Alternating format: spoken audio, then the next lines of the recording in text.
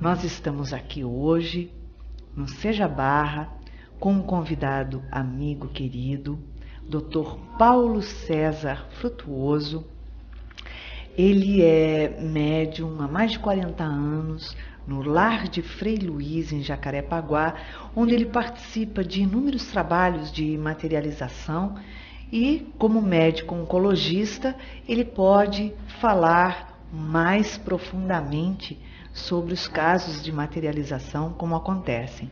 Após o lançamento do seu primeiro livro, A Face Oculta da Medicina, que ocorreu com grande sucesso, porque realmente vem esclarecendo muito, ele lança agora o seu segundo livro, que é Espíritos Decaídos e Materializados.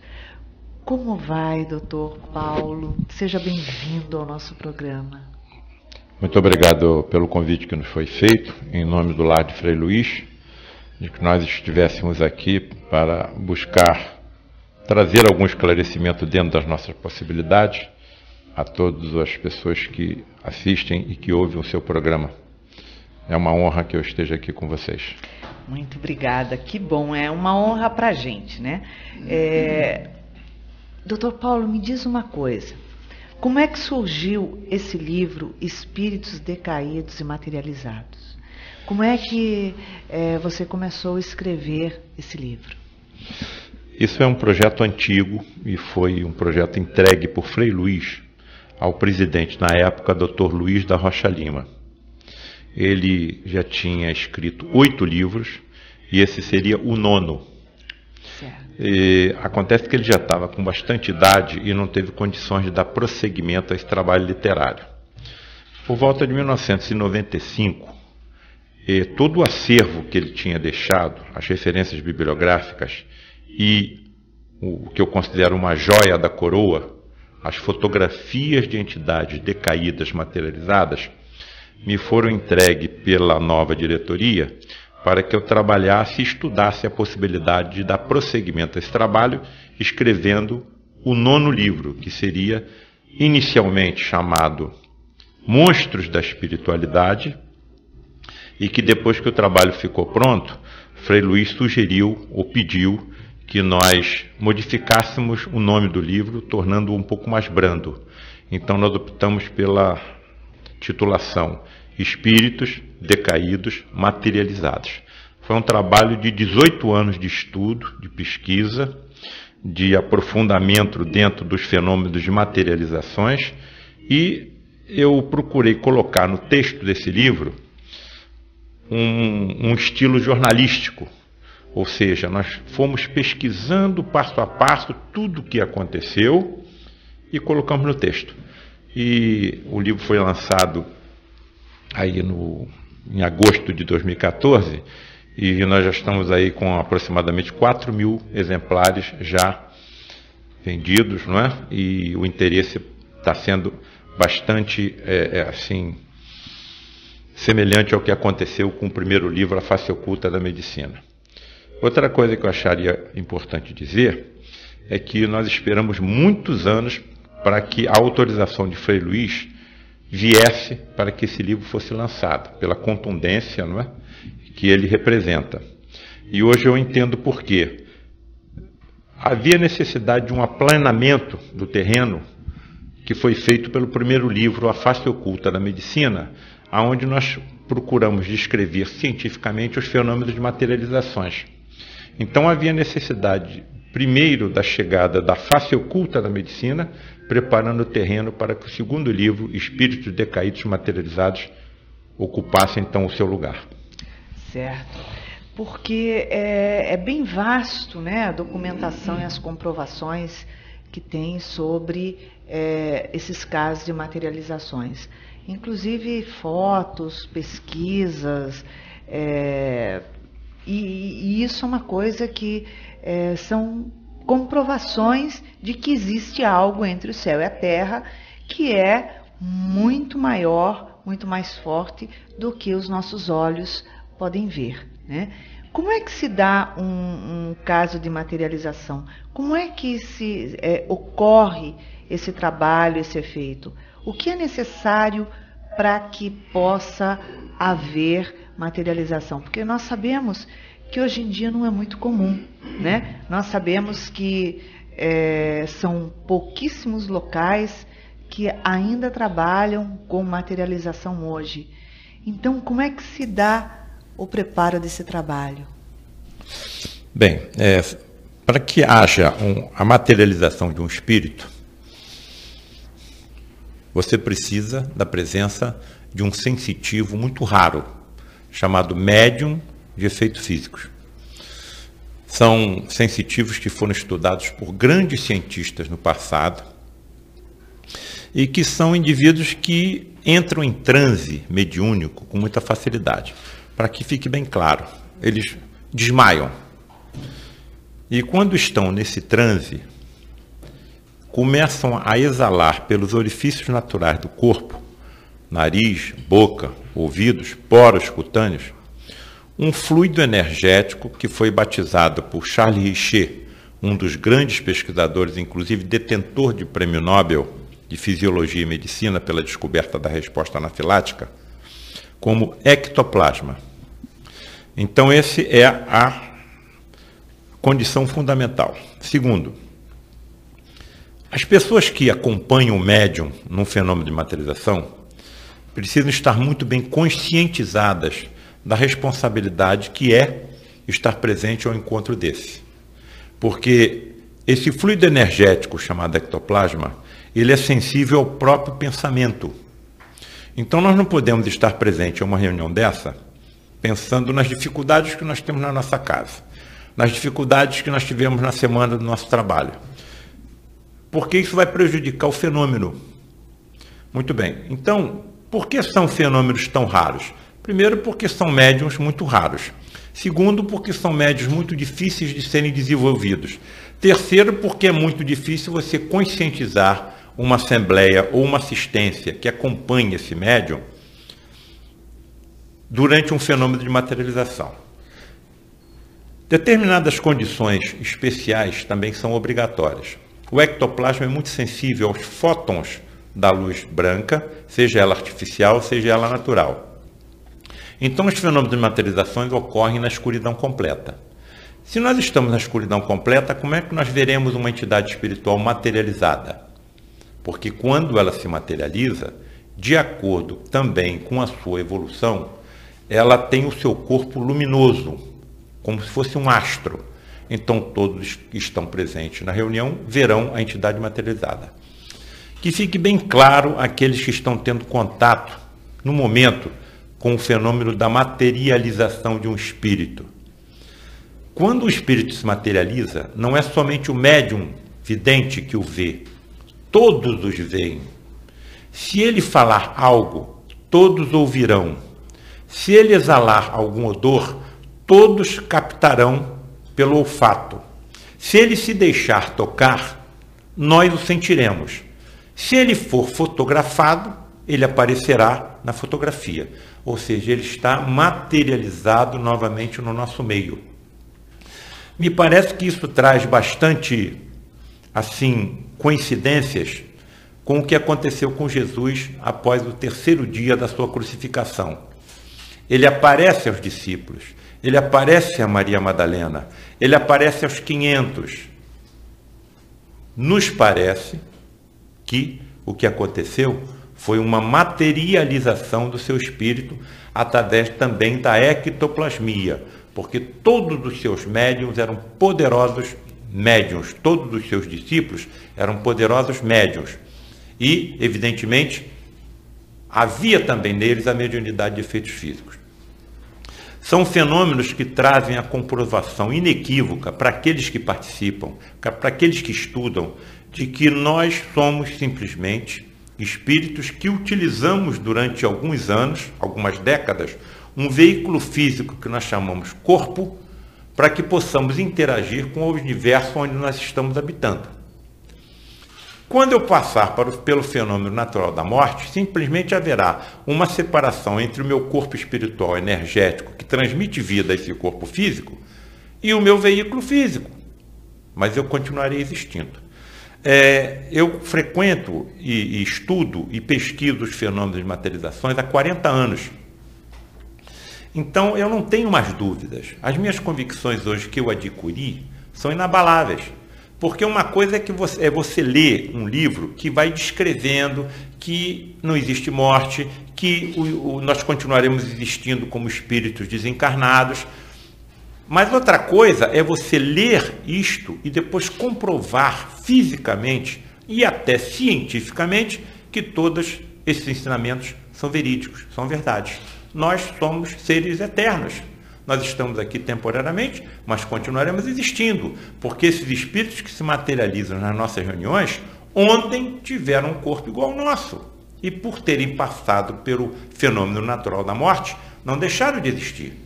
Pelo contrário, estão mais vivos do que eu, estão estudando mais do que eu, estão trabalhando mais do que eu, estão mais felizes do que eu, de acordo com o que tenho plantado durante a sua existência no planeta Terra. E isso tudo vai trazendo certas convicções que nos vão dando uma certeza. A humanidade, no momento em que tomar conscientização, principalmente com o auxílio da ciência de todas essas verdades, naturalmente a humanidade melhorará o seu padrão evolutório, ou de evolução. Doutor Paulo, me diz uma coisa. Qual a necessidade da materialização de um espírito? No caso, esse espírito que vem, se materializa, ele é um espírito, então, não evoluído ainda, ou ele é um espírito evoluído, ele vem, se materializa com algum objetivo ali?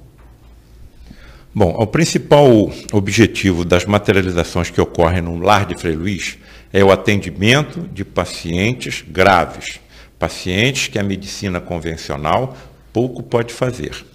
E quem mais se materializam nas nossas reuniões são espíritos médicos, que evidentemente trazem recursos e conhecimentos muito superiores a nós médicos da Terra. No final da década de 70 e no início da década de 80, Frei Luiz ordenou que fosse convocada uma assembleia, aproximadamente de 13 pessoas componentes do grupo, que acompanhariam um médium de efeitos físicos durante 7 reuniões especialíssimas. Nessas reuniões se materializariam, contra a sua vontade, espíritos decaídos que seriam fotografados. Com esse grupo, nesse grupo existia um fotógrafo profissional que armava o seu equipamento em frente à cabine mediúnica. As luzes eram apagadas e nós ficávamos em prece aguardando os acontecimentos. Dessas 7 reuniões eu participei das 2 últimas, era quando eu estava chegando ao grupo. Certo. Qual era o sinal que vinha da cabine? Um estalar de dedos. Quando ocorria esse estalar de dedos, o fotógrafo disparava a sua máquina que estava apontada para a porta da cabine. Nós só iríamos ver o resultado dessas fotografias no dia seguinte. Reveladas. Muito bem. E o que aparecia nessas revelações são de estarrecer. O que apareciam nessas fotografias, com a presença de pessoas sérias, com a presença de pessoas responsáveis, era a confirmação do que estão nos livros de André Luiz, nos livros de Joana de Ângeles, nos livros de Emmanuel, que aquilo que nós fazemos fica gravado no nosso envoltório espiritual chamado perispírito. Então, de acordo com o que nós fazemos, com o que nós falamos e o que nós pensamos, nós podemos embelezar ou dizemos, como é que nós podemos dizer, deformar esse envoltório espiritual. Então, qual a aparência que teria, por exemplo, um carrasco nazista? Qual a aparência que terá um assassino? E lá se materializavam. Se materializavam e foram fotografados. Muito bem. Quando eu estava escrevendo o livro, eu tomei uma decisão. E vou explicar por quê. Eu decidi não colocar essas fotografias muito fortes no livro. Por que eu tomei essa decisão? Eu descrevo cuidadosamente cada fotografia. Não as coloquei. Primeiro porque esses espíritos foram conquistados pelo amor de Frei Luís. Estão em recuperação. É uma forma Segundo, de respeito, né? Se eu tivesse aquelas fisionomias, eu não gostaria que a minha fotografia saísse em livro, saísse em jornal, saísse na internet, saísse na televisão, saísse em revistas. Então, eu considero assim uma falta de caridade, um desrespeito Sim. a um espírito que não deixa de ser meu irmão, porque foi criado por Deus como eu. E terceiro, eu não sei o que eu fiz em vidas passadas. Então eu posso ter tido comportamento pior ainda do que eles. Então, unindo esses três motivos, eu decidi não colocar as fotografias. As descrevo cuidadosamente, mas não coloco a fotografia. Mas coloco outras fotografias que acompanharam a materialização desses espíritos. Por exemplo, em 2 reuniões, quando nós entramos no santuário, o santuário estava completamente destruído. Como isso poderia ter acontecido se ninguém ali tinha entrado? Ou seja, essa energia ectoplasmática, ela é também utilizada por essas entidades, que podem ser classificados como tudo, menos como ignorantes. Porque eles conhecem profundamente a ciência da ectoplasmia. Sim. E isso não deve nos espantar, porque é uma energia neutra. Nós também utilizamos a energia atômica para construir um aparelho que trata o câncer, mas também a utilizamos para fazer uma bomba, que destruíram Sim. 2 cidades, matando milhares de pessoas. Perfeitamente. Então, num planeta de provas e expiações de que nós habitamos, esse comportamento não deve nos trazer estranheza, porque é o comportamento que a própria humanidade tem. Sim. Então, o que me parece que está sendo colocado nesse texto é uma derradeira chamada de alerta a uma série de pessoas encarnadas com um comportamento completamente equivocado e que não sabem as verdades que nós conhecemos e o que enfrentarão quando passarem pelo fenômeno natural da desencarnação. Quando há um caso de materialização de um espírito dessa estirpe que tem essas deficiências ainda pelo seu moral que está sendo trabalhado, pelas suas dores, porque é um espírito sofredor, somente isso, como todos nós, só que em graus diferentes, né? Ele se materializa naquele momento para permitir o estudo, o conhecimento do que é, e depois se desmaterializa. Se desmaterializa e continua sob os cuidados da falange de Frei Luís. Certo. Evidentemente, ele vai reencarnar e vai ter que passar por uma série de provas e expiações em decorrência das obras que foram feitas no passado. Sim. Uma dessas entidades, uma dessas 7 entidades, foi um carrasco da Idade Média. Quando ele se materializou e foi fotografado, a sua vestimenta era um pesado vestuário com todos os requintes da Idade Média. Ora, como aquilo poderia acontecer se a cabine mediúnica era completamente vistoriada pelo chefe do grupo que nos presidia, que era um almirante Carlos Melo, um homem absolutamente sério e responsável. Todo o santuário era vestiado, era também revistado. A cabine era um cubículo, sem alçapões e sem portas falsas. Sim. E a roupagem que o médium usava no momento que ele entrava em transe, era um pijama leve, uma roupa leve. Então, de onde veio aquele vestuário pesado com todos os requintes da Idade Média? E ele ficava materializado. Materializado e fotografado. Materializado, fique bem claro. Materializado completamente e foi fotografado. E ele permaneceu ou foi desmaterializado depois? Claro que depois ele se desmaterializa. Eu estou perguntando porque muita gente que está nos ouvindo agora Sim. não tem o conhecimento e estudo sobre materialização. Então, o fenômeno da materialização acontece em torno de 1 a 2 horas. Certo. Ali no momento, naquelas materializações dessas entidades decaídas, o período de materialização foi muito menor, talvez de minutos. Porque há um gasto energético muito grande, principalmente pelo médium de efeitos físicos que está doando aquele ectoplasma. Perfeitamente. Né? Então, mas aqueles segundos em que ele se materializou foi suficiente para que ele conseguisse ser materializado, que ele fosse fotografado, que foi o mais importante. Frei Luís, posteriormente, em relação a esse espírito, nos disse o seguinte: desde que esse espírito desencarnou, ele não consegue remover a sua roupagem de carrasco, porque ela está colada, ela está aderida ao seu perispírito. Se ele era um carrasco da Idade Média, ele está com esse padecimento há séculos, sem poder reencarnar. Ele era alguém, obviamente, extremamente apegado à matéria, à situação, ao meio que ele vivia, e também não se desprende ainda disso, e devido às dores que ele tem ali emantadas nele, né? Ele está preso pelos equívocos que ele cometeu. Quantas cabeças foram decepadas por aquele carrasco? Sim. Quantas cabeças? Então aquilo tudo está repercutindo terrivelmente no seu perispírito, que o pior inferno é o remorso, ao longo de séculos. Talvez agora, com a ajuda de Frei Luís, ele consiga condições para que tenha algum alívio espiritual e consiga condições até de uma reencarnação. Agora, todos nós sabemos os padecimentos que um espírito desse vai passar como reencarnados.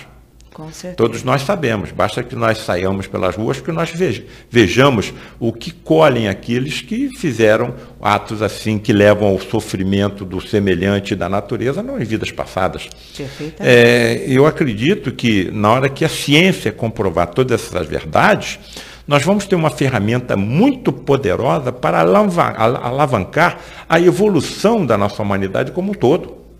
Um outro fator importante para essa melhora vibracional do planeta Terra, da humanidade que aqui habita, é a comprovação científica que já está sendo feita da reencarnação. Ou seja, por exemplo, o que é um palestino vai reencarnar como judeu, o judeu como palestino, o negro como branco, o hindu como um maometano como um hindu. Então, por que guerras? Porque se você amanhã pode reencarnar do outro lado da fronteira, onde habita aquele que você está guerreando. Perfeitamente, não faz sentido, né? Toda essa guerra, na verdade, com você mesmo, porque hoje você está do lado de cá, amanhã você está do lado de lá. E você vai defender cada hora uma coisa. Na verdade, esses espíritos que ainda têm tão impregnados sobre si essa dor, porque não deixa de ser uma dor profunda, um remorso profundo, só poderão ter isso transformado através da sua modificação moral, né?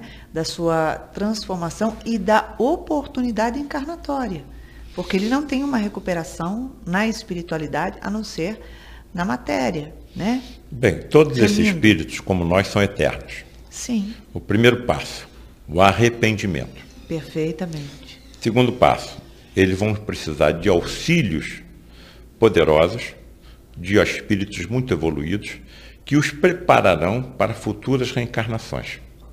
E haverão de ser preparados para encarnações dolorosas. Perfeitamente. O planeta Terra está em vias de subida, de degrau, e deve passar de um planeta de provas e expiações para um planeta de regeneração. Sim. Um planeta de regeneração é como se fosse uma estalagem onde você pudesse se abrigar durante alguns momentos, após uma longa caminhada. Você se recupera, você descansa para dar continuidade a essa caminhada. Certo. A Terra subindo de degrau de planeta de provas e expiações para um planeta de regeneração, provavelmente não poderá abrigar espíritos muito endividados, que deverão reencarnar em planetas de provas e expiações, talvez em níveis ainda inferiores ao da Terra. Isso está citado em algumas obras mediúnicas que falam sobre a impossibilidade, por exemplo, de um carrasco nazista reencarnar num corpo igual ao nosso. Porque tamanha é a deformidade do seu perispírito que não cabe num corpo igual ao nosso. Bom, nós estamos nesse papo delicioso, profundo, mas estamos indo para um pequeno intervalo e voltamos já já. Estamos de volta no segundo bloco do nosso programa Plenitude. E com a entrevista deliciosa aqui com o Dr. Paulo César Frutuoso.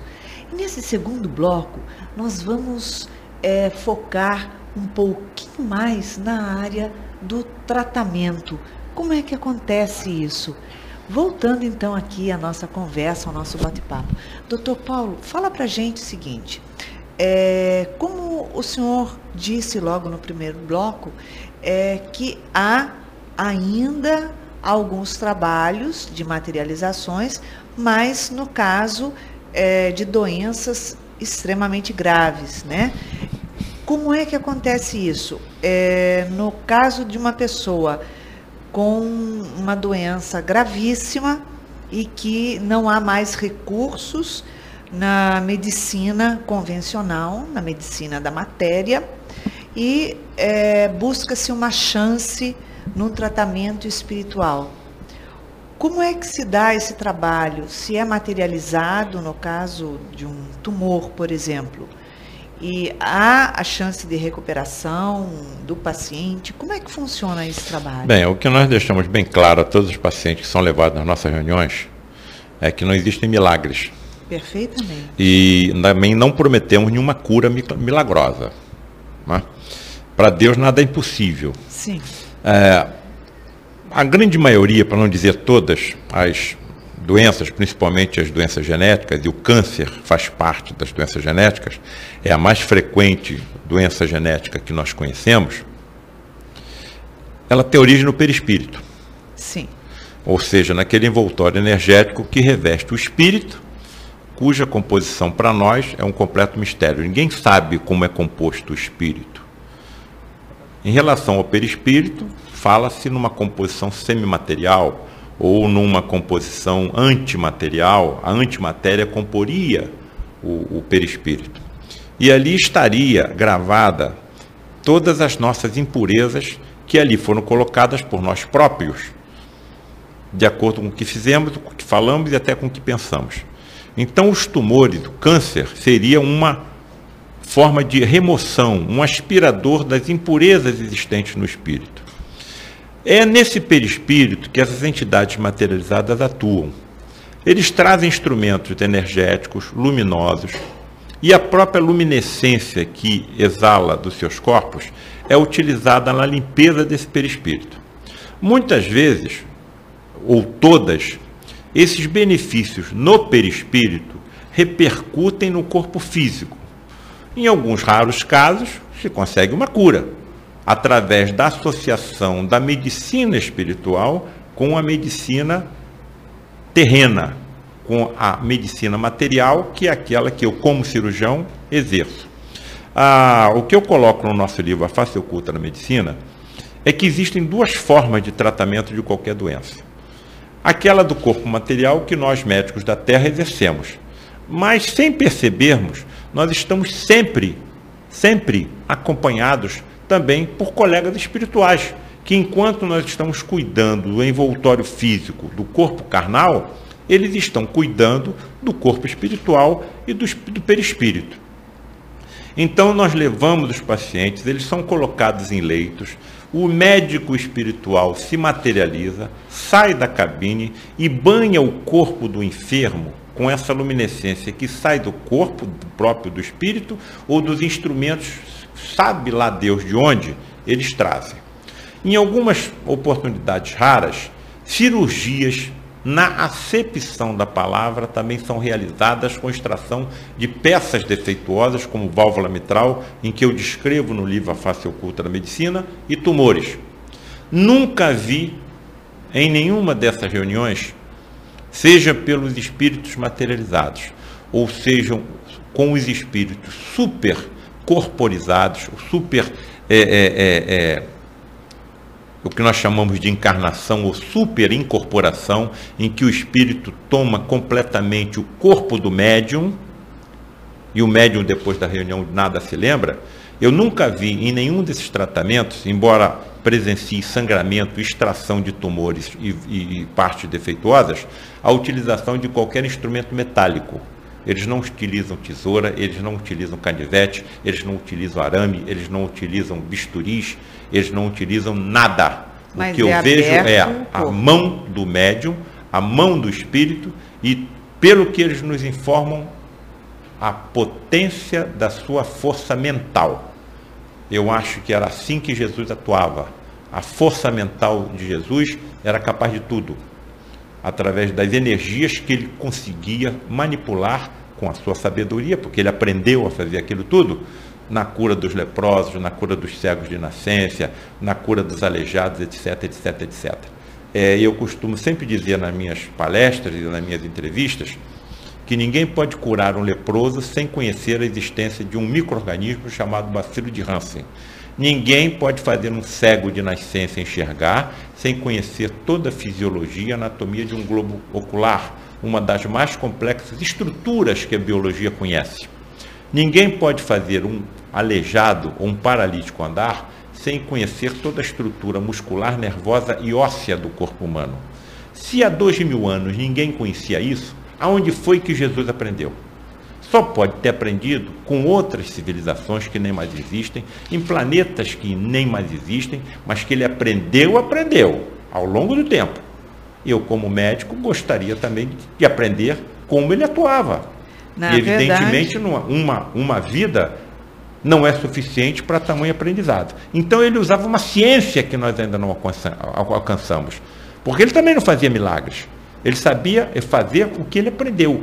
Milagre para nós, que não compreendemos. Eu também costumo dizer que quando eu vou a um hospital realizar algum procedimento cirúrgico, na hora que eu lavo as minhas mãos e os meus braços para que eles fiquem esterilizados antes que eu coloque a minha roupa de cirurgião e as minhas luvas, eu não toco na torneira.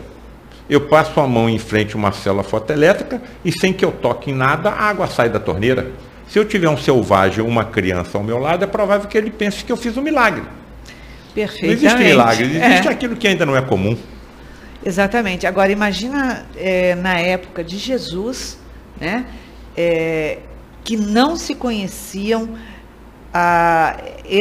essa ciência que nós conhecemos hoje, que, comparado ao trabalho que ele fazia, ainda é arcaica, né?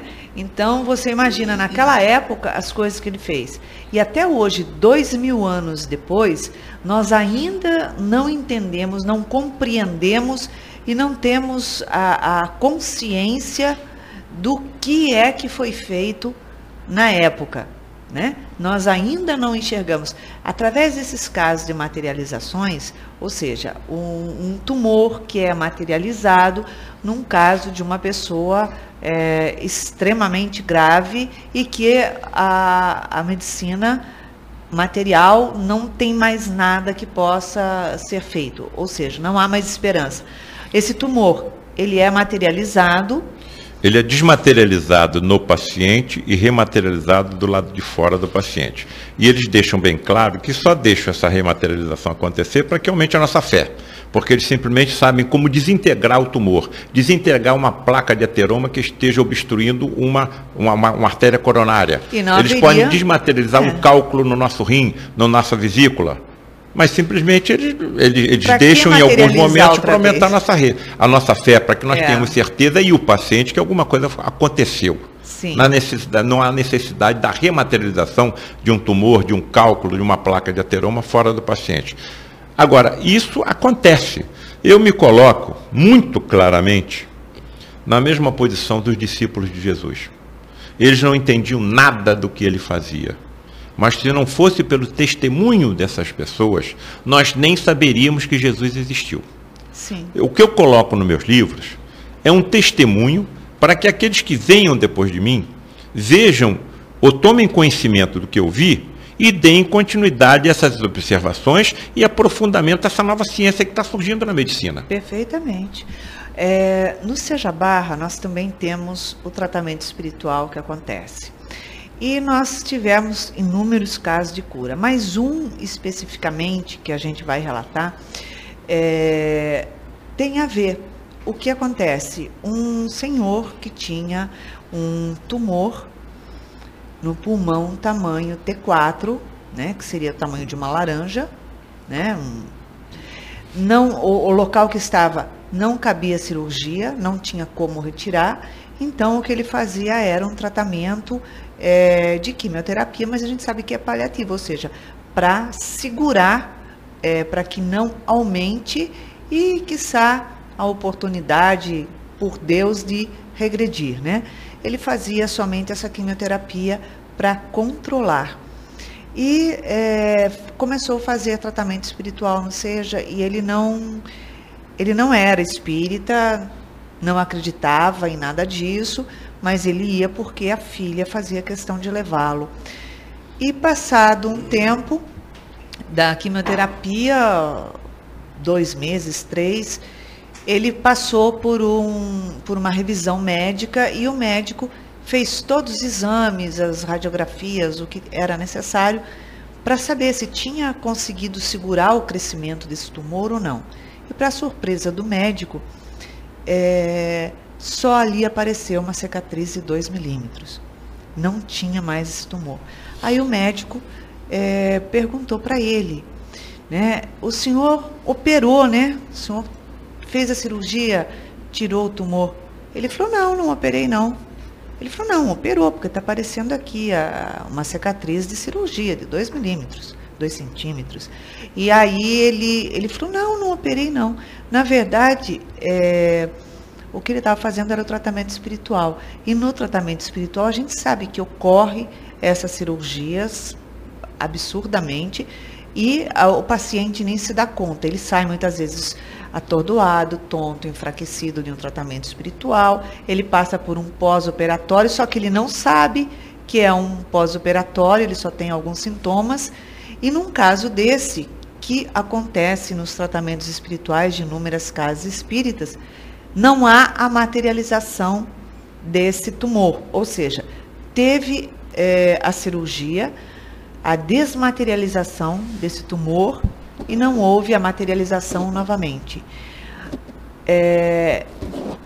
Aí comprova-se nessa situação que se a medicina terrena não poderia fazer essa cirurgia, foi utilizados meios espirituais que desconhecemos e que há uma maneira, sim, através do espiritual, de se fazer a cirurgia que na Terra ainda não se comporta esse meio, é isso?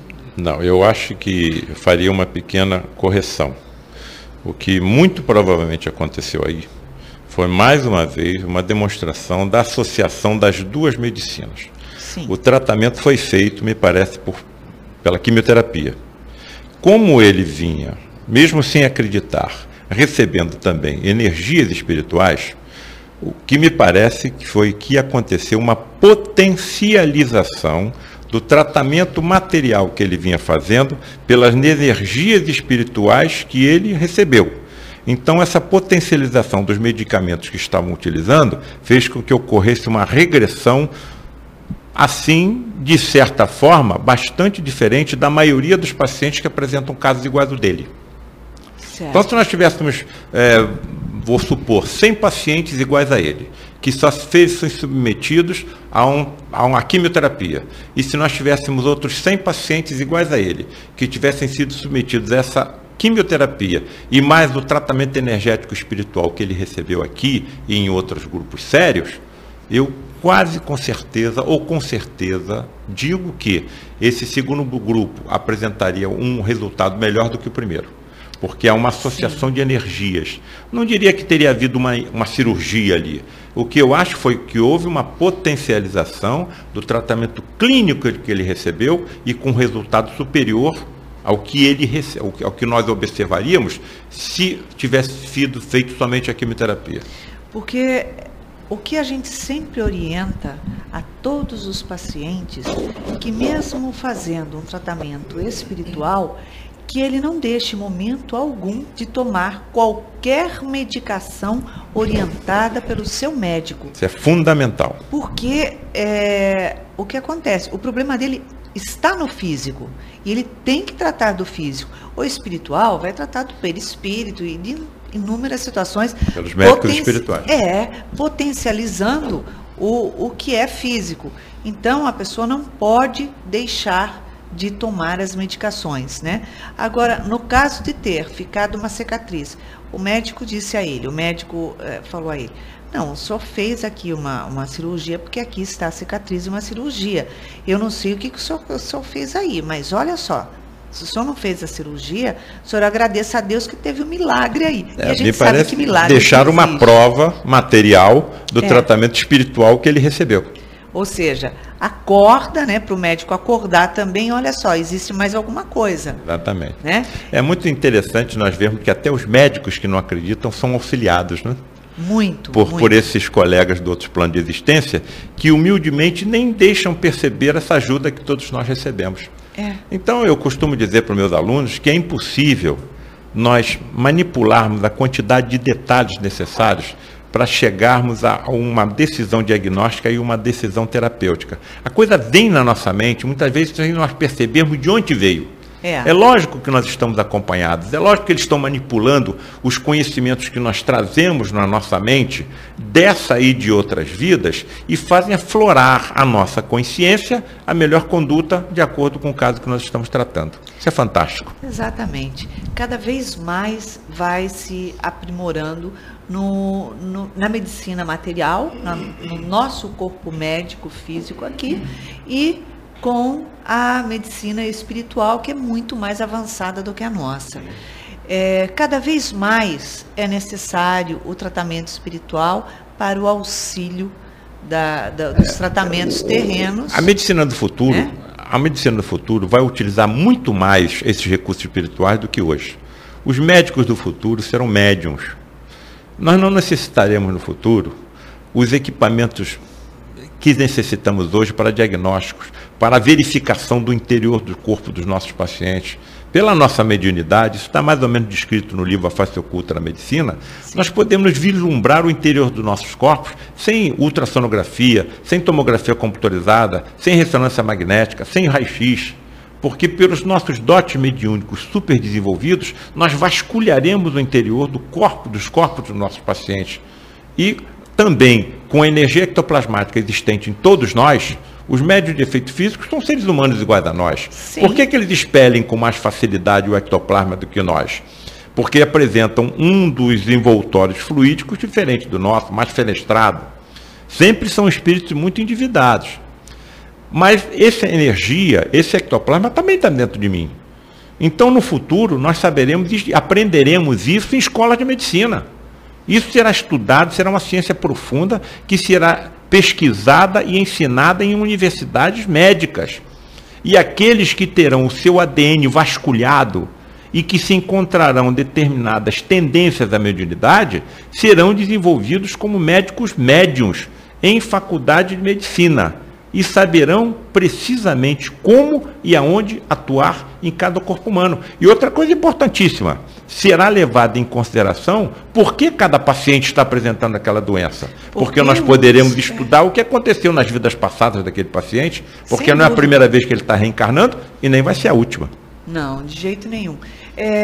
Uma coisa que nós estávamos conversando até no bate-papo descontraído antes de começar a nossa entrevista, é exatamente a respeito desses casos de materializações que cada vez acontecem menos, são mais escassos, porque a quantidade de médiums, de efeitos físicos são cada vez menores. E você estava dizendo, né, sobre o fechamento de um ciclo, né? Ou seja, cada vez mais existem a necessidade de se comprovar, porque a amplidão mediúnica de nós encarnados cada vez vem se aprimorando mais. Fala um pouquinho sobre isso, sobre esse fechamento. Sim, os médios de efeitos físicos, eles têm uma composição genética. E o que acontece no ADN deles ainda está oculto no erradamente chamado ADN lixo. A ciência chama grande parte do ADN, porque não constitui proteínas, de lixo. Isso já está mudando velozmente. Está se encontrando grandes partes do que era chamado de ADN lixo como ADN funcionante. Muito bem. A sua pergunta exatamente qual foi agora? esse ciclo que está fechando. Os médios de efeitos físicos apresentam essa composição genética diferente da nossa, e isso foi muito, no passado, perseguido, por exemplo, no período inquisitorial, Sim. em que os médios de efeitos físicos eram classificados como feiticeiros e bruxos, eram torturados e mortos. Então, houve pouca transmissão genética para gerações futuras. Pesquisas feitas por países até não cristãos, verificaram que essa sensibilidade mediúnica acomete aproximadamente 7% dos humanos. Um contingente bem menor seriam dos médios de efeitos físicos. Estaria um percentual bem menor dentro desses 7%. Eu costumo me perguntar o seguinte: o que acontecerá quando, em vez de nós formos somente 7% de médiuns dentro de toda a humanidade, nós formos 30%, 40%, 50%, 60% de médiuns? Evidentemente, esses médiuns nascerão nos lares dos cientistas, nos lares de todas as religiões, nos lares de todos os países. E, evidentemente, essa sensibilidade terá que ser obrigatoriamente investigada pela ciência. Por que meu filho está tendo visões que eu não tenho? Sim. Por que na presença do meu filho os objetos se movimentam sem força física aparente? Por que meu filho ouve coisas que ninguém mais ouve? Aconteceu com meu pai. Meu pai, aos 6 anos de idade, começou a ter evidências. Ele está com 90 anos. Então isso foi há 84 anos atrás. Como ninguém via o que a criança dizia que via, levaram ele a uma junta médica. A junta médica decidiu que essa criança de 6 anos deveria ser submetida a choques elétricos, para que aqueles distúrbios sensoriais fossem aniquilados, fossem exterminados da criança. Não tem nada a ver. As evidências dele nunca desapareceram, pelo contrário, se tornaram cada vez mais exuberantes, porque a ciência não aceita ainda a existência da mediunidade. Mas isso vai mudar, à medida que nós fomos ampliando o contingente de humanos com dotes mediúnicos. Perfeitamente, perfeitamente. E como a gente está falando, né, sobre os casos de materializações, cada vez eles são mais reduzidos em todos os locais. Né? São pouquíssimos locais que tem. São muito raros. A grande exuberância do fenômeno mediúnico foi no final do século XIX e mesmo início do século XX. Me parece que houve um ciclo em que a humanidade teve oportunidade de verificar a veracidade desses fenômenos e estudá-los. Sim. Estudá-los. Mas o porvir a Deus pertence. Nós estamos sob um governo planetário e que nós depositamos nele a nossa confiança. Eu, por exemplo, no grupo de Frei Luiz, nós não sabemos o que acontecerá quando o último médium de efeitos físicos não estiver mais conosco. Mas Frei Luiz certamente sabe o que vai acontecer. Se houver necessidade da aproximação de outros médiums de efeitos físicos, eles aparecerão. E as reuniões com materialização de espíritos continuarão cada vez mais exuberantes. Perfeitamente. É muito interessante, né?